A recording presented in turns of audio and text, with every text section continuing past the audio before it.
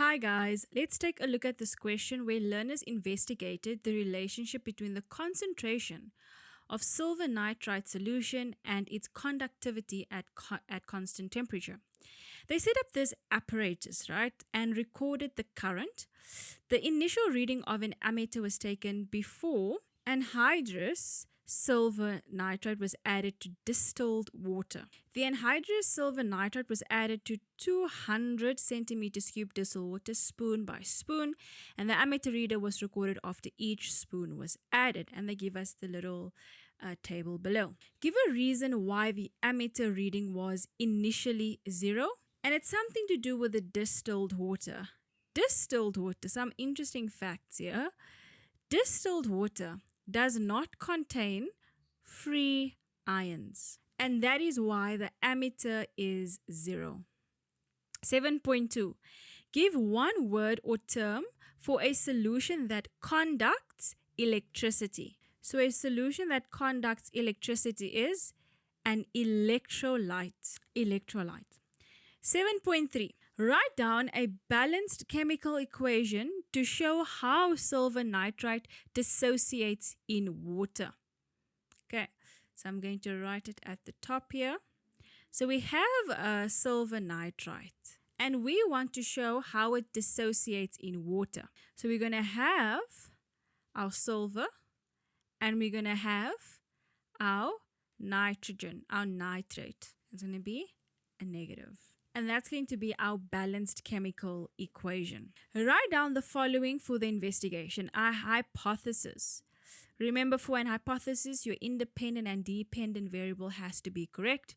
So an example of an hypothesis could then be the conductivity of silver nitrite solution will increase in the concentration of the silver nitrate solution at a constant temperature. 7.4.2.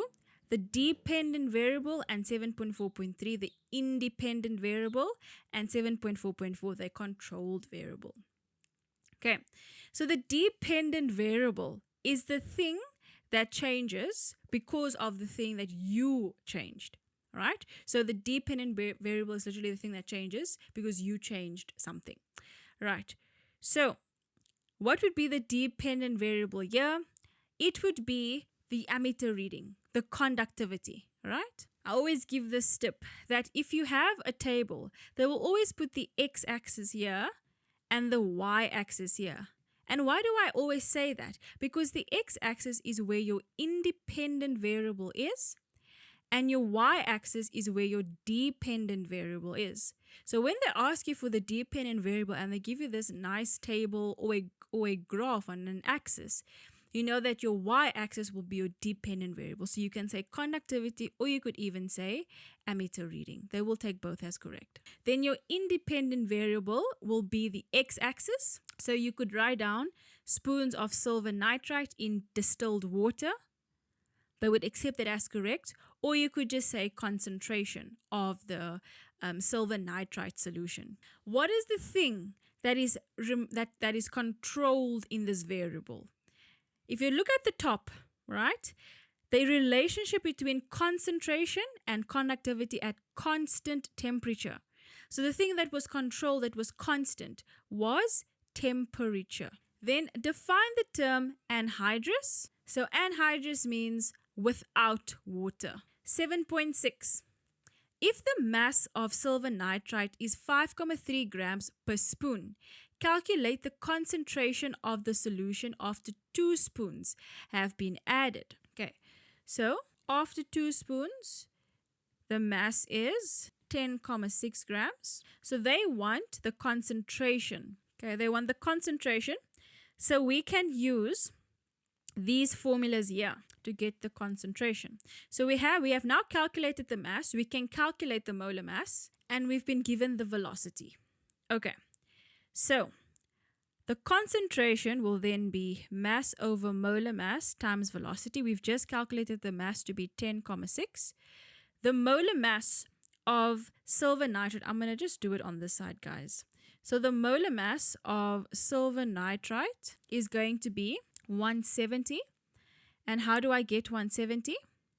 I take my mass of silver and I take plus my mass of nitrogen plus my mass of oxygen times 3 on the periodic table, and I get 170. Okay. Then remember, they gave me my my volume of the water, 200 centimeters cubed, but we don't want it in centimeters, we want it in meters.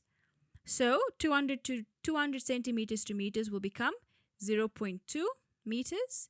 And then I can put that into my calculator and I get 0.31 moles per decimeters cube. And that will be the mass, 0.31 moles per decimeters cube. All right. Okay. Then 7.7. Can tap water be used for this experiment? And give a reason for the answer.